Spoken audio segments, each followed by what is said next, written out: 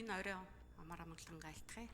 За Монгол улсын шатар сайдын эрхлэх асуудалд за бүсийн хөгжлийн хөтөлбөр бодлого, за эдийн засгийн тусгай бүсгийн хөгжлийн нэгдсэн бодлого, за стандартчлал, за мөн чөлөөт бүсийн асуудал бас орж байгаа.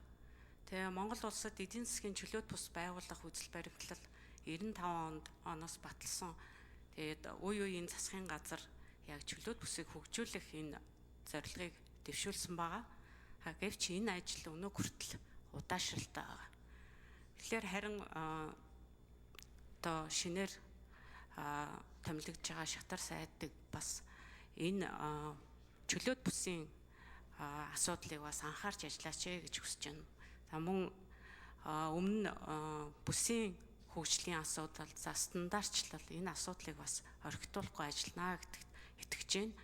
За өнөөдөр бас засгийн газрын хуралдаанаар нэг чухал асуудал орсон байлээ. Энэ бол стратегийн ач холбогдол бүхий бүтээгдэхүүний хангамж нийлэлтийг дэмжих тухай хуулийн төсөл улсын хуралд өргөн баригдаж байгаа юм лээ. Тэгээд энэ алтан буулга, цагаан нур чөлөөт бүсэд газрын тосны бүтээгдэхүүний улсын нөөцийг агуулгах, за замын үд хүнсний болон тасралтгүй нөөцөөр хангах энэ шаардлагатай бараа бүтээгдэхүүний улсын нөөцөө агуулгах сав барих юм шаардлага байгаа даа. Тэгээд энэ асуудлыг бас сайд анхаарч ажиллана гэд итгэж байна. Тэгээ урьж амжилт хүсье.